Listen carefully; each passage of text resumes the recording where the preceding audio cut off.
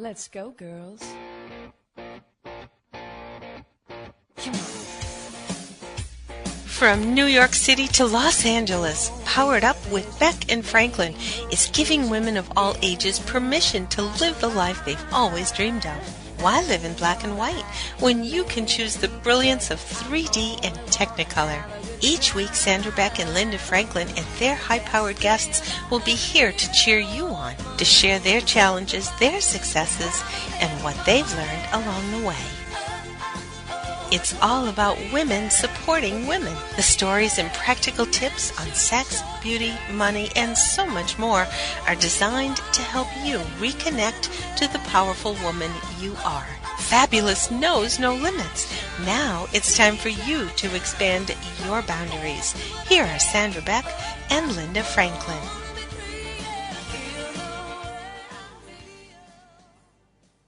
Hey ladies, this is Sandra Beck and I'm here with Linda Franklin, and we are talking about our transformational journey, and today's topic is knowing when to walk away.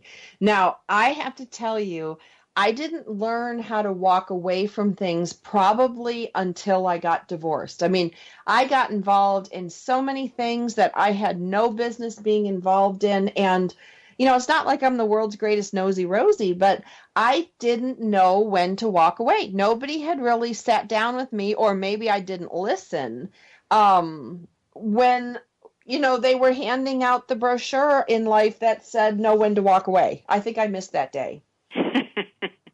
Yeah, well, when you don't know how to walk away, it makes your life a hell of a lot more complicated than it needs to be. And so, when you learn that skill, you'll find how much lighter that you feel because you don't have to get involved in everybody's drama, including your own. Well, and that's, we've all had those friends, and I had a couple friends in high school, and, I still have friends today that are always surrounded by drama. Like, I used to think they were like Bad Luck Schleprock, that little Hanna-Barbera guy that would walk around and the dark cloud would follow him. And I really didn't understand it. And I had two drama queen friends who just seemed to attract drama. And now I realize and I recognize that they were courting drama. They were attracted to drama. They were participating in the drama and bringing it in by and large, that, it was something that they were actively doing. And I learned how to do that too. I learned how to participate in drama. And sometimes it was fun, but more often than not, because I was doing it in a way that was unaware or unconscious, I was attracting all this stuff to me that I really didn't want. Yeah, and again, it's probably just another crutch because if you're always involved in drama, it's usually somebody else's fault that that the drama is happening, and then it's a distraction from doing the important work because we've always got this like you say this little dark cloud over our head that we have to fix. And so, that keeps you pretty busy, so you don't have time to work on what's really important. Right, and you don't have to face your feelings. You don't have to face feelings of loneliness or isolation, or maybe you're angry at a sibling or a parent or a child or whatever. So you stir up all this drama, or some people actually enjoy stirring up drama because, again, it takes them away from having to face any of their own stuff. Or it makes them like relevant, oh my God, look what happened to me. So it's like, it's almost like what we talked about in one of our other episodes is, people are listening to me when I'm, spinning all of these crazy tales of what's happening to me, They're listening. It's so much more interesting than, I'm just at home watching television. Oh, totally attention getting. I was married to somebody like that. He was an entertainer and he could drum up, drama out of anything. And a lot of times he would start the drama just so he could play the victim. And I didn't get it until, way into the marriage and way after the divorce. But once I saw it, I couldn't unsee it. And that's something that I wanted to share with everybody today, because so many of these concepts we're talking about, you don't really need to do a whole lot. You just have to be conscious of it. You just have to see it. And once you see it, you can't unsee it. Yeah, once you know what's going on, but it's always I find it's always easier to find out what's going on in somebody else than look to yourself to see what's going on with you. It's like the shrink. They always say, the shrink is there to help, and he's got more problems than you do. But it's the same thing. It's so easy to identify other people's problems, and not so easy to go in and look at your own. So I think that the thing that we have to do, and we'll talk about it in this episode, is anytime something comes up, some drama, something that you have a choice to stay or to walk away, you have to ask this very, very simple question. And numerous times in a day, if there's drama popping up from everywhere. Is this mine? Is this my drama? Or am I taking on somebody else's? And if it isn't yours, you've got to walk away from it. And if it is yours, then you have to go in and examine what's going on with you. But those words, is this mine, are something I want everybody to remember. It's really important. Well, and it's so simple. Is this mine? Is this mine? 3 little words. Is this mine? Because we don't have to accept everything that goes on around us. We don't have to accept what's, I used to have this phrase when I was coaching. It's like, and I would say to people, they're like, why aren't you more upset about this? It's like, because your anxiety cannot be my anxiety. Your upset cannot be my upset. Like, we're separate, independent people. And your drama doesn't have to be my drama. I don't have to accept this. It's not a gift. No, and the higher we talk about elevating our consciousness to different levels, and the higher you can develop your consciousness, you are not going to want to jump into anybody else's situation, because it actually hurts you to be in that conflict, and you can't run away fast enough. No, you can't run away fast enough. And that question, is this mine, is very simple to do, but it's not always easy. Yeah, well, that's life, right? Life is pretty simple. We could just go along. I mean, if we understood ourselves and understand who we are and why we're here, and all of the unanswerable questions that we throw at ourselves, life could be a dream. I mean, that song, life could be a dream. So it's simple, but it's not easy because we get in the way. We get in the way, and taking on drama that is not ours, and taking on things that don't belong to us is one of the easiest ways for us to get in our own way. Now, before we get knee deep in our topic today, I have a fantastic new sponsor to share with you today. So we want to welcome FabFitFun. And FabFitFun is a seasonal subscription box with full-size beauty, fitness, fashion, and lifestyle products. And I got my box, Linda, and I loved it. It had a shawl in there that I just felt to die for. It had a red lipstick that I have a really hard time wearing red lipstick, so it was really great for this one. It was like a gift from the heavens. I didn't look like a Cupid doll or the Joker. So you open up your FabFitFun box each season. It has brands like Michael Stars, Trina Turk, Moroccan Oil, Dr. Brandt, Juice Beauty, Zoya, Beaker, Chris Nations, just to name a few. And it has some big celebrity fans behind it. Martina McBride, Ashley Tisdale, Bethany Frankel, Kyle Richards, and so many more. And each box retails for $49.99, but always has a value of over $200. And the fall box just came out. It's released in September, and they sell out fast. So check out www.fabfitfun.com and use the code POWEREDUP to save $10 off your first box, making only $39.99. And that's fabfitfun.com. Use the code POWEREDUP, and it is the best way to treat yourself with the most amazing products of the season. And you can become a member today and get your first box for $39.99 when you use that code POWEREDUP at fabfitfun.com. Now, Linda, you've had some experience with FabFitFun. Yes, I just want to add my 2 cents in, because you were kind enough to send me one for my birthday last week, and I got it, and it was fabulous. It was this gorgeous box, and as you say, you open it up, and all of these treasures are inside. And one of the things, it had a gym bag, and I needed a new gym bag, so I pulled that out very first thing, and now I'm using it to go to the gym, and I've taken it to the gym 3 times and gotten compliments every time, and it's wonderful, and I love it. and it's a great gift. It is a no-brainer as a gift. You just call them up, say, send it to my friend, and they get this wonderful surprise, and you don't have to go shopping. And I mean, Christmas is coming up. I think I'm going to be using them for Christmas gifts because I think it's just fabulous.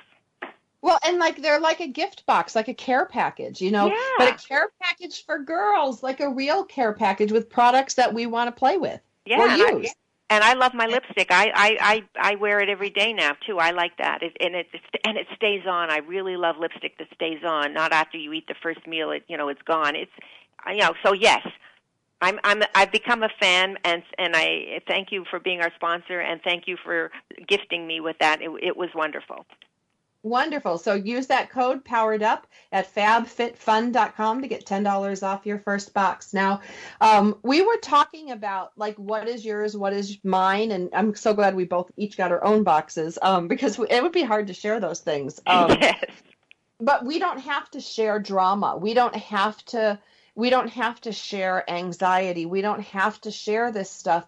But so many of us get sucked in. I know sometimes I get sucked in. Yeah, we all do, especially if somebody is going after, and after the break I'll give you an example of that, when someone's going after something that we care about.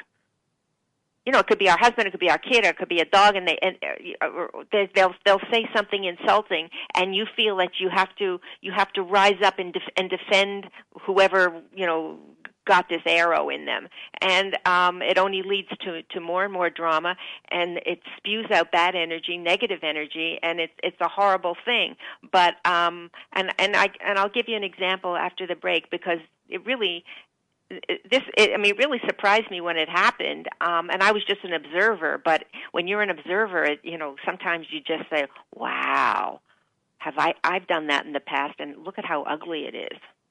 Well, that's it. When you take a step back and you stop reacting to things and you make a concerted choice to observe and kind of watch what's going on, you can learn so much about yourself. We're here today on Powered Up Talk Radio, and we will be back after these messages with more about why do we feel compelled to jump into drama.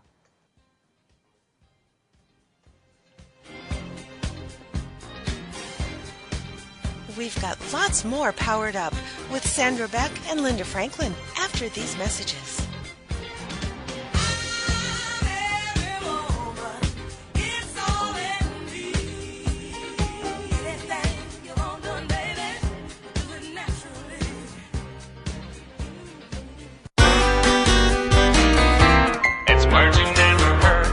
Derek Thompson, co-founder of the Save the Elephant Foundation, was taking a rescued elephant named Kamla for a walk along the river.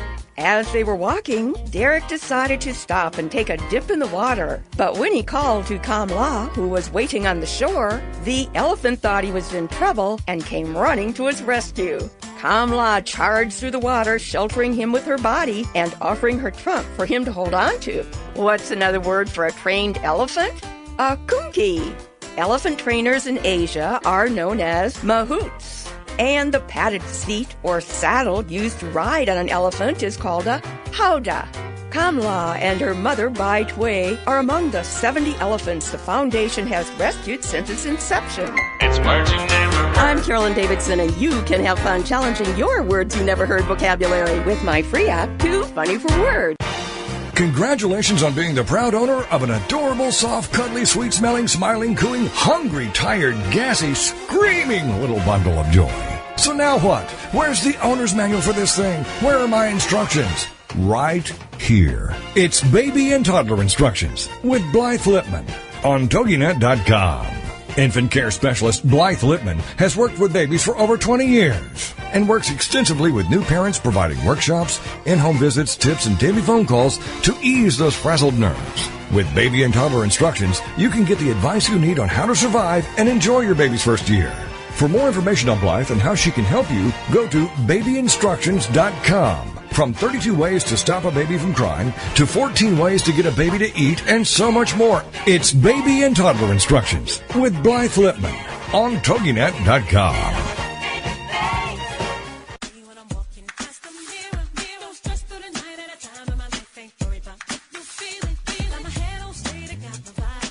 We're back with Sandra Beck and Linda Franklin. Here's some more Powered Up with Beck and Franklin.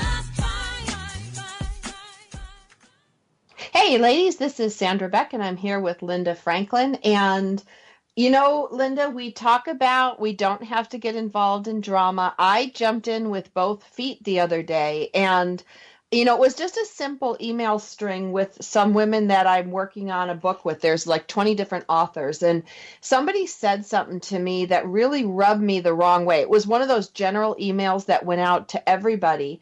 And I just responded about the power of choice. And I really thought I was being neutral and positive. And one of these ladies fired back this horrible email at me, copied everybody about it. And the funny thing is it was all about charitable giving. And I said, you know, you have a choice, and people don't choose to give to your charity. That's their prerogative. And you really can't hold it against them, because there's, you know, like compassion fatigue and a competition for dollars. And, you know, I was very logical about it. And this woman wrote this horrible email to me and copied it to the 20 other women. And I had to sit back for a minute, because the woman who wrote it, I actually gave her money for her charity. Like, I was actually a donor to her charity. And I thought, you know, and it blew up so fast, and emails were going back and forth. And, you know, I just bowed out. You know, even though I had participated in it, and I didn't start it, I just fueled it along. But I thought to myself, this isn't about me. Like, what am I doing? Why am I wasting my time on this? I'm not going to change these people's opinion. And, you know, the lady who fired at me, you know, I'm not giving her any charity dollars anymore. I'll give it to another charity, you know. And all of a sudden, I'm like, look at all this drama. Yeah. Well, I'm going to give you... Okay, go ahead. And, you know, and it wasn't even about me. Right. But I had to open up my big yap. Yeah, well, I'm going to give you two quick examples of the right way to do things and the best way to do something. I was in an elevator coming down in my building, and this guy gets on with his dog, and, you know, and it's a great dog.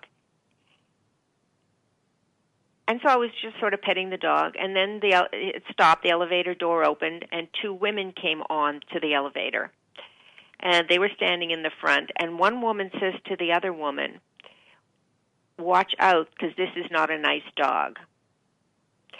Well, the owner of that dog went frigging ballistic. And she said, who in the hell do you think you are? And I've got the greatest dog, and you don't know what, you're just a dumb bitch, and you don't know what's, you know, you don't know. And I mean, he just lit into her like you can't even imagine. And then the door opened again, somebody else got on, and he's still attacking this woman. And then we get to the lobby to get out, and the women were in front. And this guy is about 6'5". He is a monster. And he just pushed through with the dog, and he turned around to her and said, "You should just die." Okay? That was wow. Getting involved. Now, I have another friend, and he's walking his dog on the street, and a woman comes along and says to him, "You know, you're feeding your dog too much. Your dog is fat." And he said, "She's one of the ugliest dogs I've ever seen." And you know what this friend did?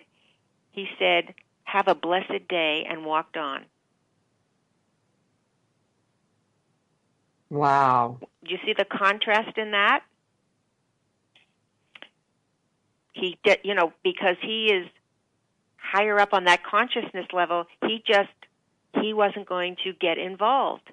He had another example. He was in Starbucks, you know, and his friends were getting coffee, and he was sitting at a table, and this woman started to, "You're looking at me, you're a sex pervert," and she was screaming and screaming and screaming, and the whole of Starbucks was, you know, just looking at her, and he just sat there, and he didn't respond to her at all, and all he could think of, he said, is, "Oh my God, this woman is so hurt, she's so damaged.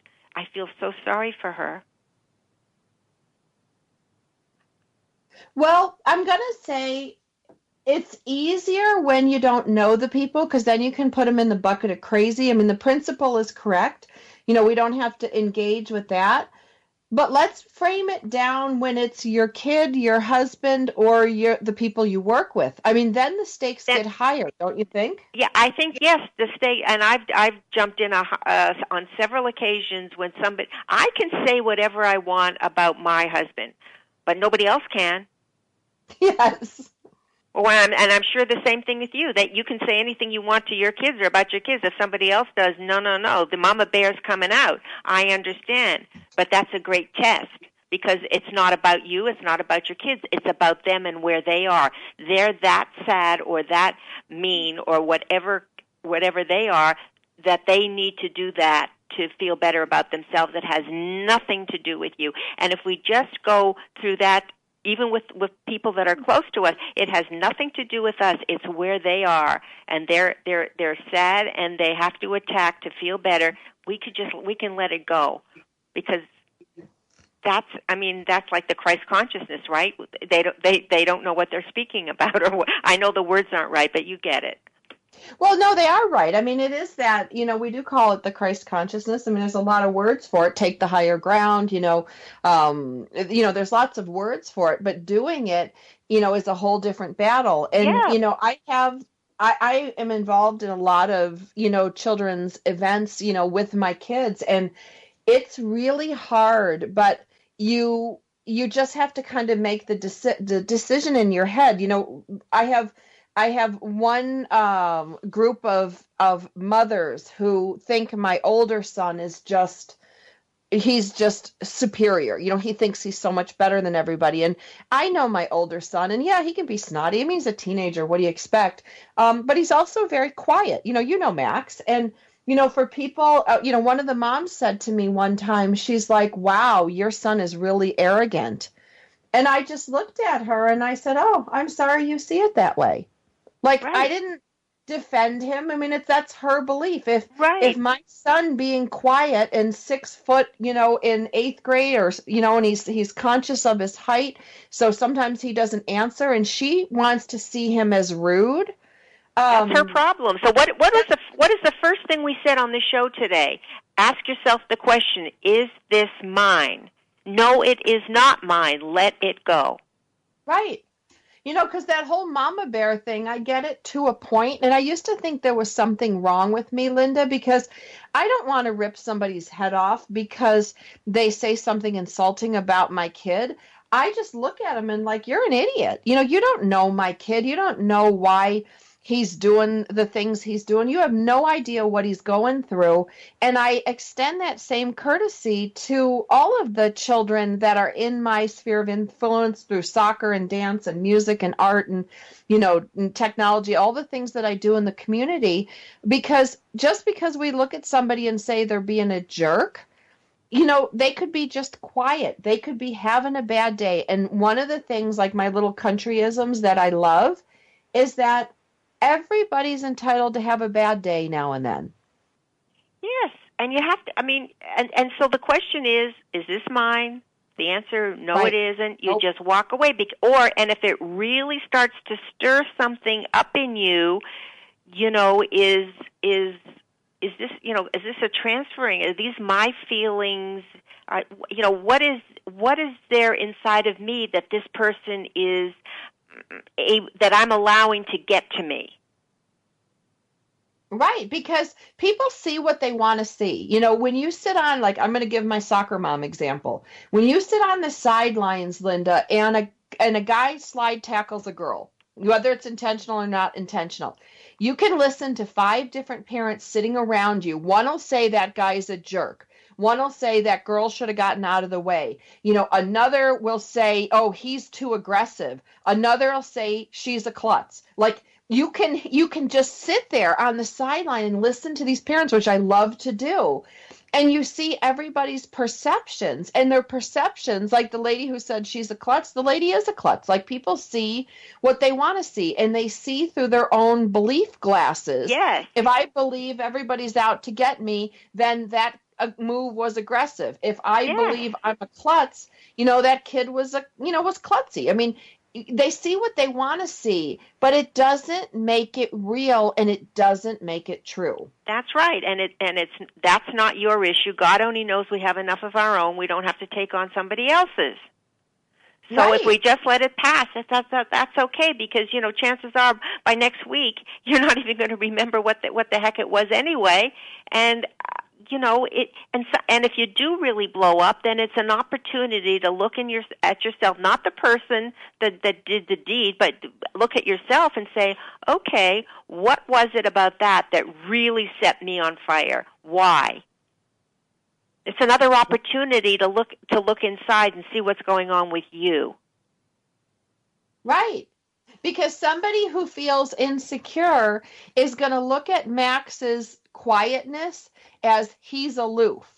And, it's a certain filter. And somebody who's solid in themselves might go, wow, that's a quiet kid. Same behavior exhibited by my kid, two completely different reactions. And one of the things that I do ask myself, Linda, when I find my blood boiling, because when you're involved in a lot of parent activities around kids, your blood pressure can shoot through the roof in a New York minute. And you touched on it, but I want to really identify it.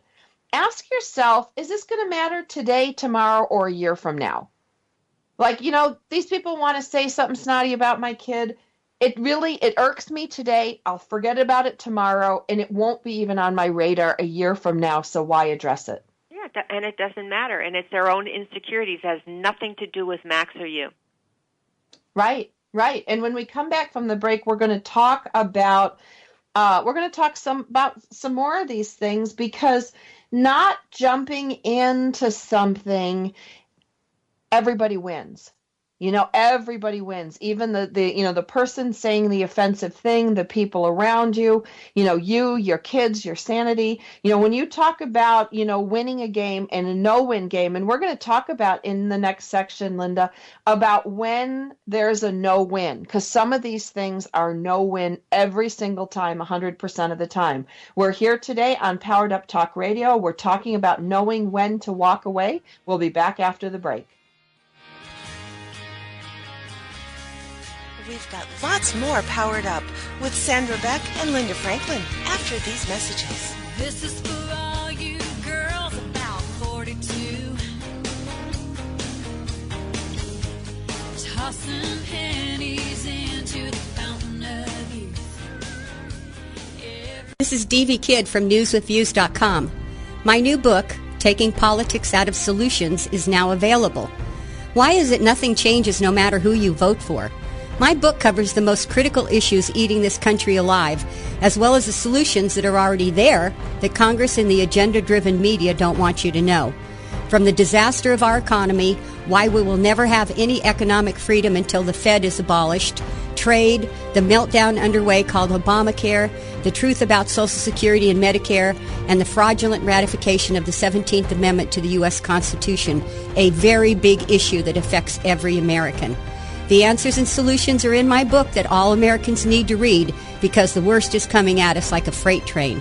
To order, please call 1-800-955-0116.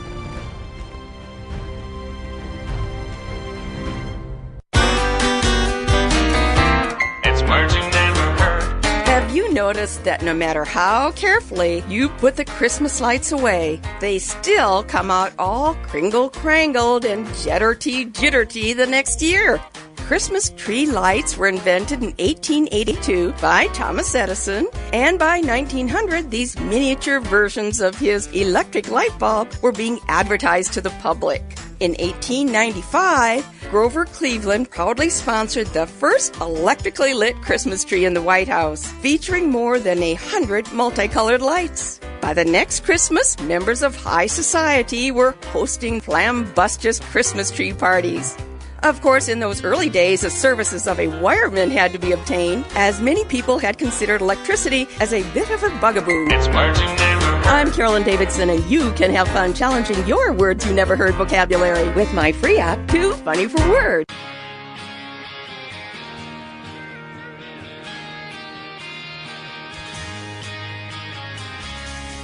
We're back with Sandra Beck and Linda Franklin. Here's more Powered Up with Beck and Franklin. This is for all you girls about 42.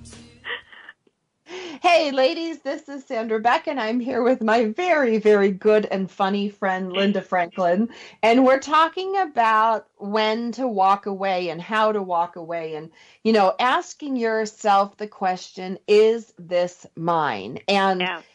when you strive for things, Linda, and this is, one thing that I found, I give 150% to almost everything I do. I'm a go for broke girl, and I will try and fail and try and fail. And when you live that lifestyle and you're raising two kids to do that as well, there's a lot of people willing to cut you off at the knees and take pot shots at you and, glory in your failures and poke fun at your successes. And I think I had to learn the hard way that all of that is not mine. When I went through my divorce and I had to sit in the courtroom and listen to the opposing counsel twist everything around into a way that was so ugly.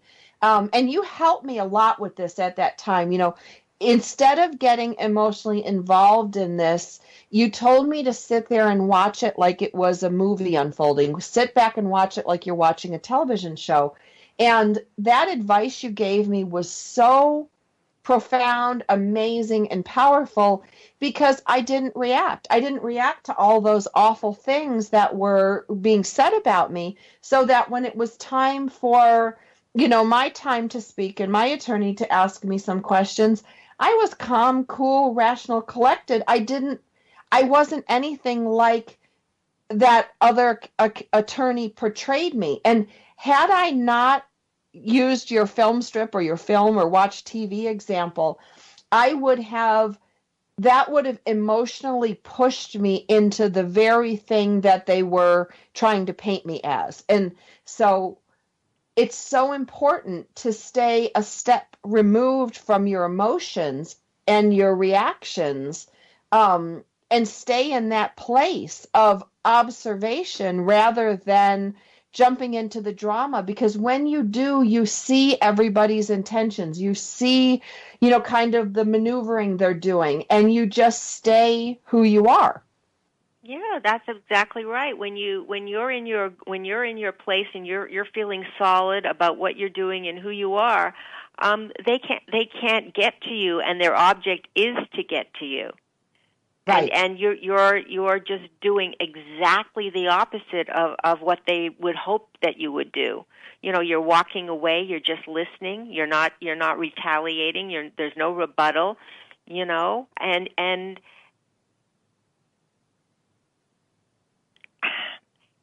And it catches people off guard. But that's not why you're doing it. The whole thing is to preserve you, to get you in a good position.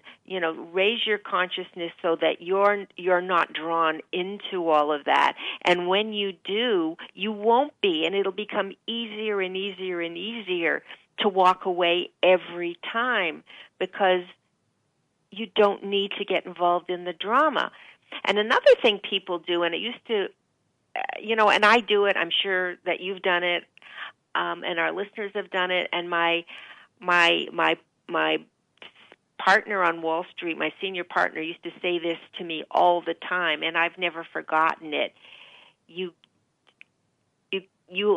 never know what's going on in somebody else's head. So trying to guess at it is a lose-lose situation. He used to tell me, he said, Linda, he said, you have enough time trying to figure out what's going on in your head, let alone trying to figure out what's going on in somebody else's. And I've always remembered that. It's like you're second guessing everybody because you think you know what they're thinking, and so that you can get mad over something or get involved in something or walk into something when they don't even know what you're talking about, but this is all that you think that they're doing or think what they're thinking.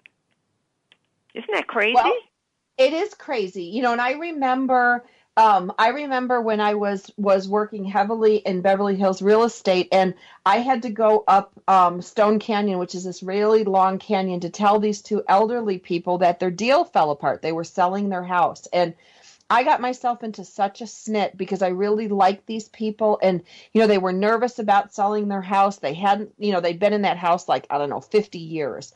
And I had to go up there and tell them in person that the deal went sideways and that the house wasn't going to sell.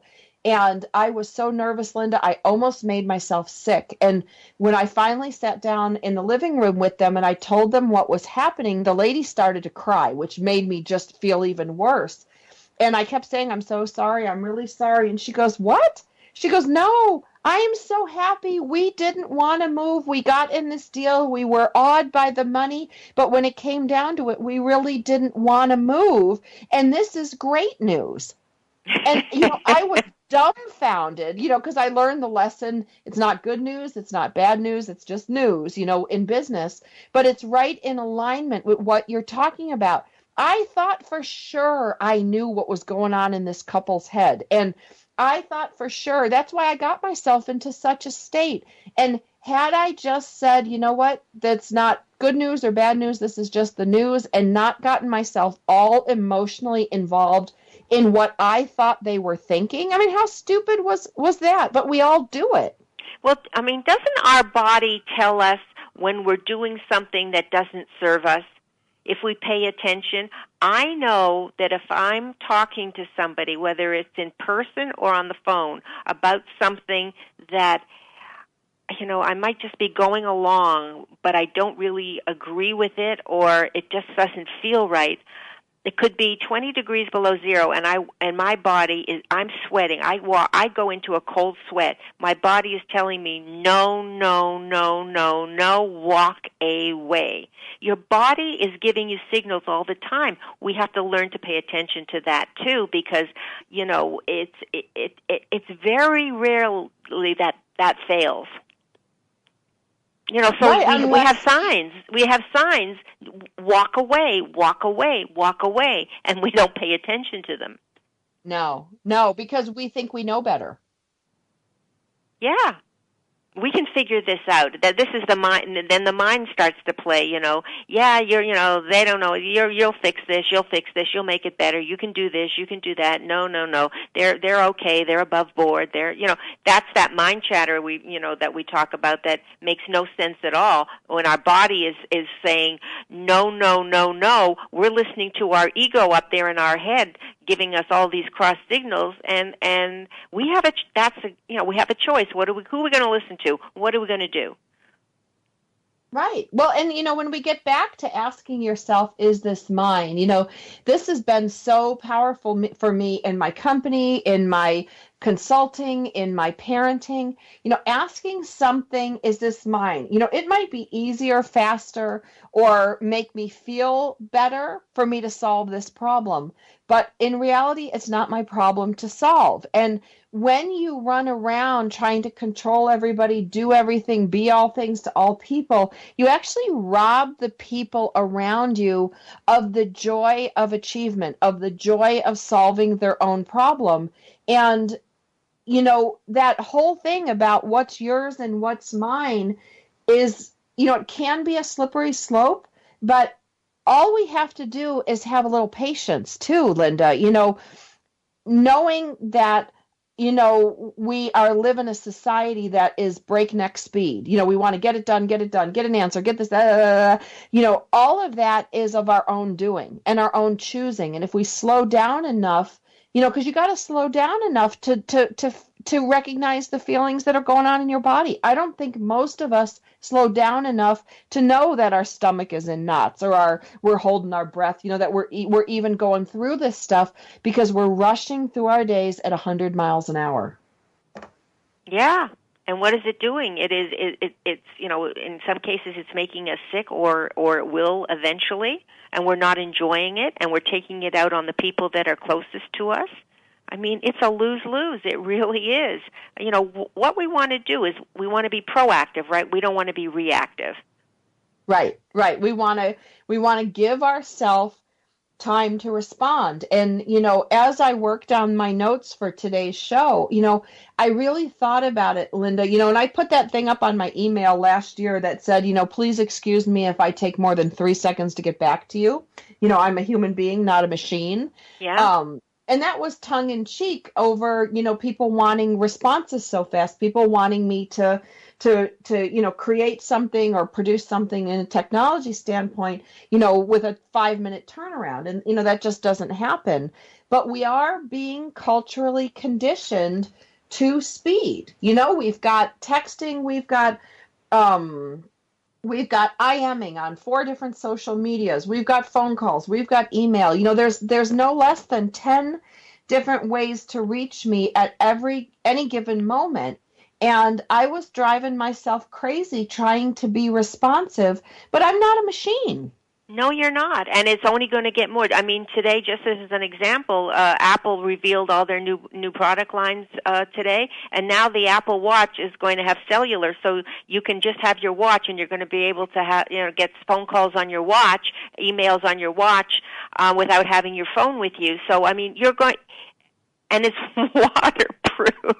So you go swim. I mean, you can be, in the water swimming, but you're going to get your telephone calls.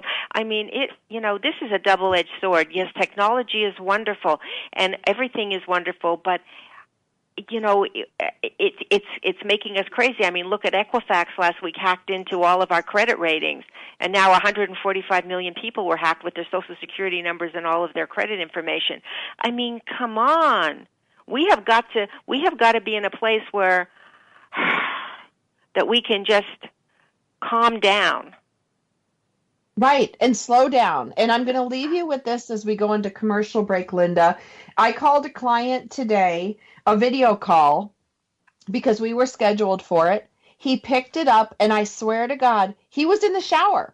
Now, I only saw his head, but he actually pushed the receive button, put his phone on the soap dish, was soaping up his hair, and he's ready to have this meeting. And I was dumbfounded. And I'm going to leave you with that for commercial break. He wasn't, doing a dirty picture or anything like that. He was just shampooing his hair. He was running late. So he's like, well, we'll just do the meeting in the shower. And I'm like, no, we won't. Multitasking. Rinse, dry off, and I'll call you back. We'll be back after the break.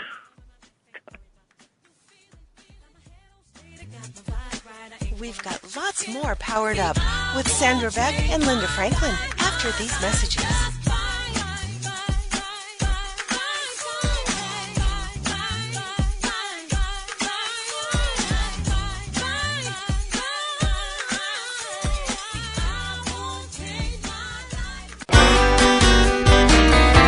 It's merging never hurt. Next time your parents or grandparents complain about walking to school uphill both ways, you can tell them about a village in China where getting to school is a real adventure. In the mountainous Sichuan province, children have to get to school from their tiny village of Atyular by rappelling, abseiling, and clambering down a 2,500-foot cliff. Using ropes and bamboo ladders to scale this 1/2 mile high Bruktumuk, the journey is so difficult that the school children ages 6 to 15 only return home every 2 weeks. What's the word for the fear of heights? Hypsophobia. A new set of steel stairs is now being considered to help make the journey to school safer. By the way, a Bruktumuk is a hill so steep it hurts the stomach of anyone who tries to climb it.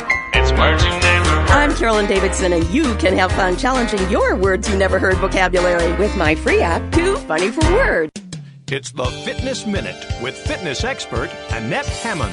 Did you know that the average teenager drinks twice as much soda as milk?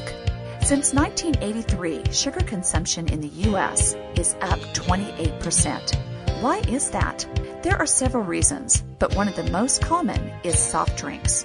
20-ounce beverages have become the norm, and it's not surprising to find that 43% of our sugar comes from drinks.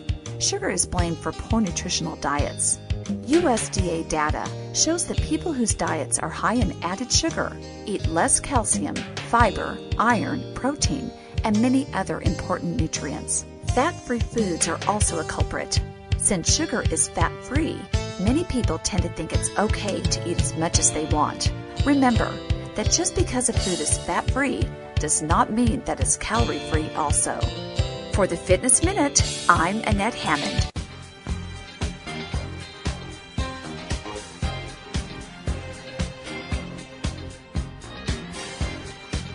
We're back with Sandra Beck and Linda Franklin. Here's more Powered Up with Beck and Franklin. Hey, ladies, this is Sandra Beck, and I'm here with Linda Franklin, and this is Powered Up Talk Radio. And boy, you want to talk about know when to walk away. Linda, that guy in the shower today, washing his hair to make the meeting, just because something's waterproof, just because you can do something. I have one of those otter whatever things on my case. You can throw my phone in the lake and retrieve it 15 minutes later and it's fine.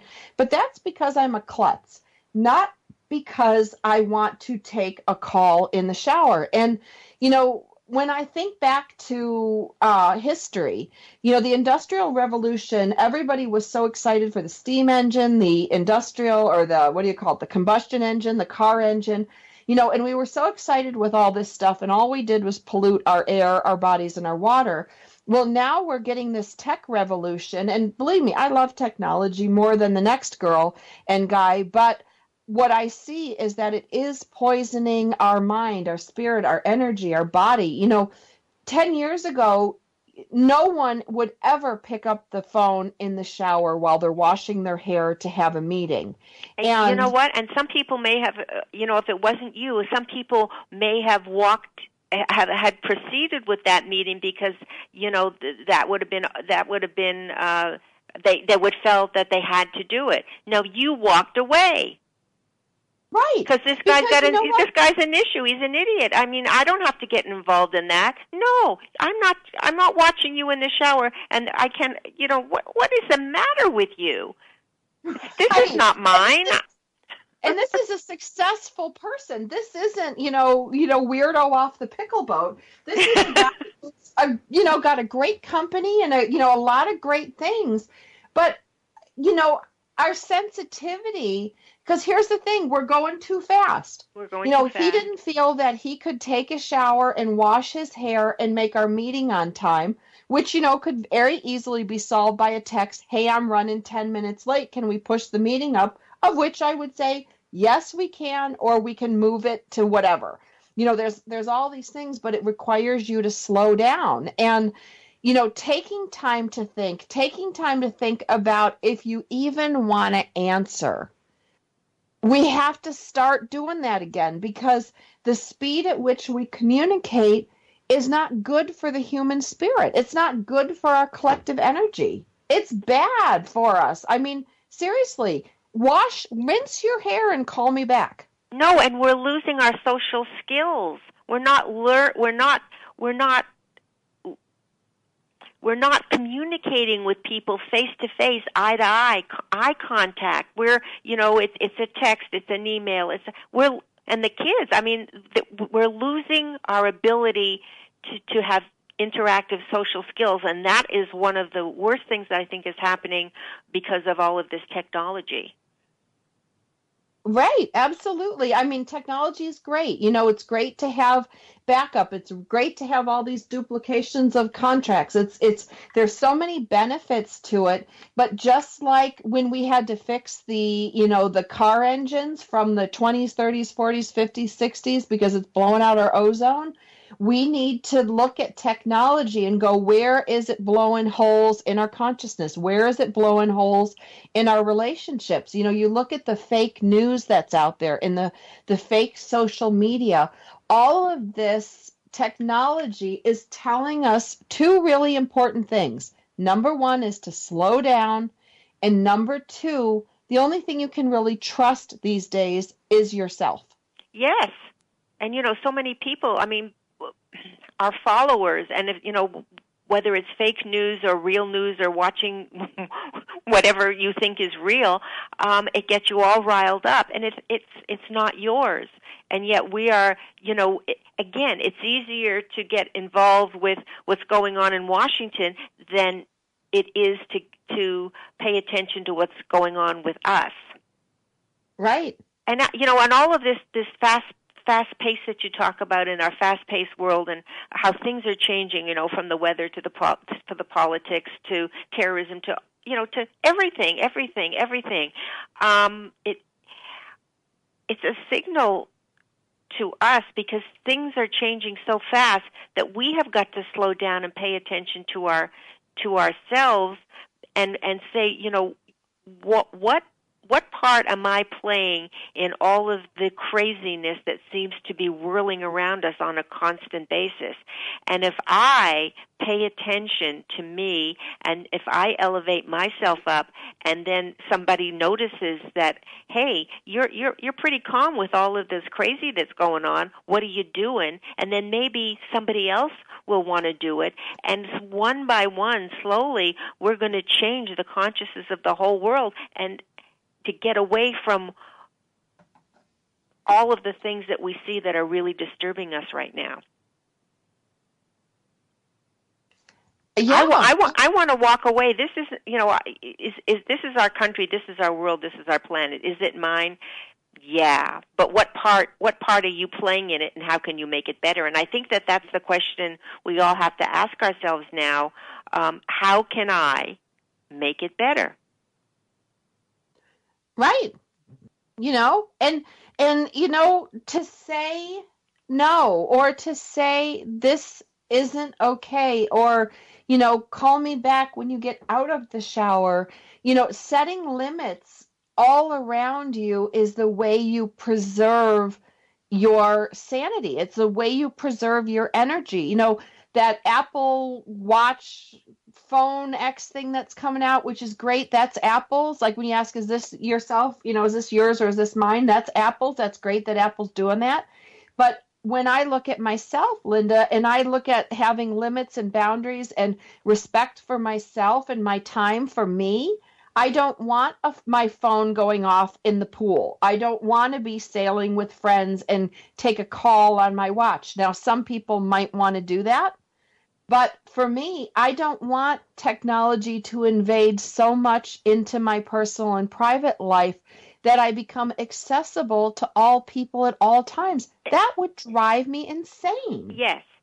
And again, it's another distraction. If I'm on my phone all the time, or if I'm texting all the time, or if I'm sitting in doing video games, 10 hours a day, or I'm focused on porn on my computer, or whatever it is, it just takes you away from who you are. It's an addiction. It's like it kind of eases your uncomfort.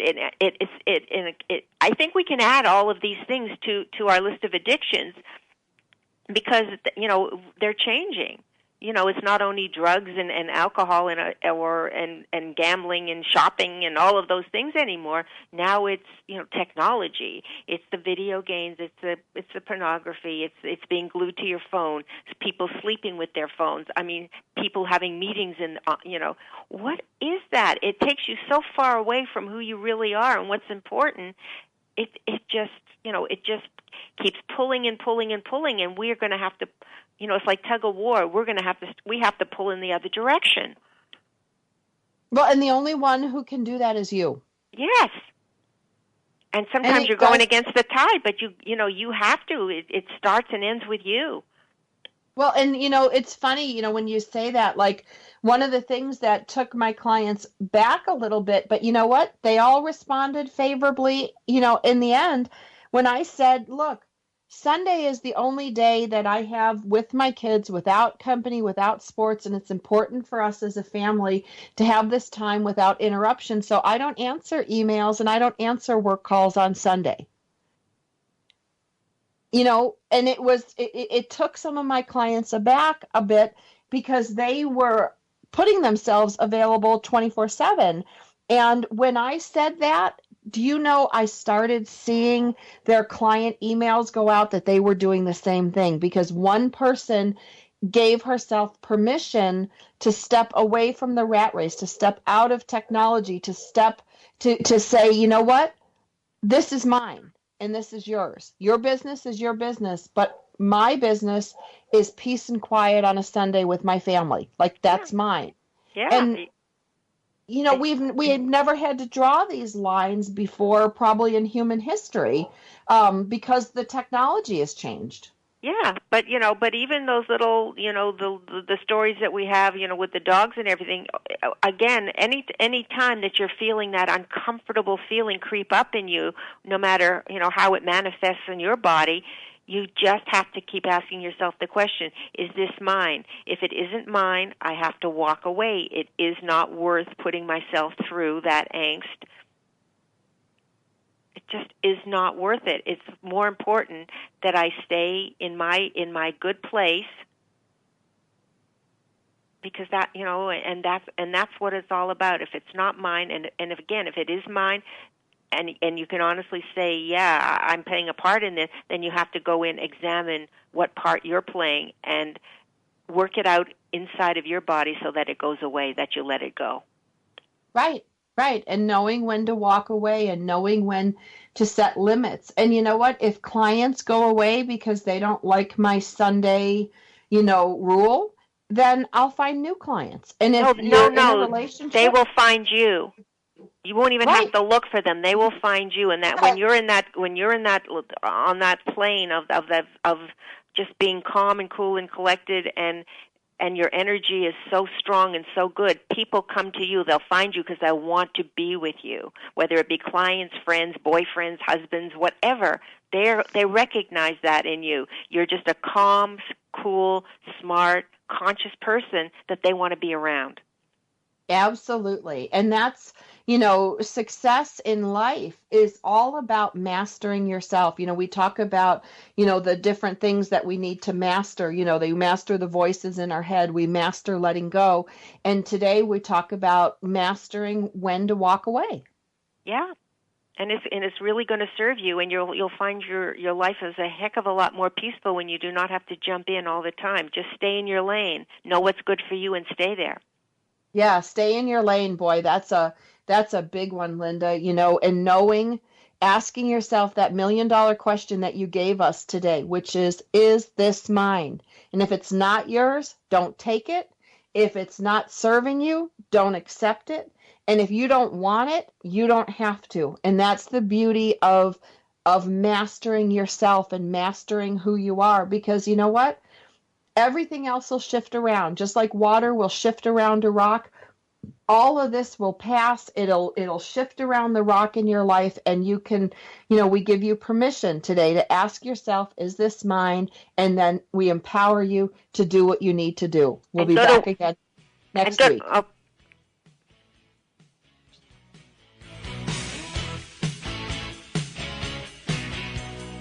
We're so glad you joined us for Powered Up with Beck and Franklin.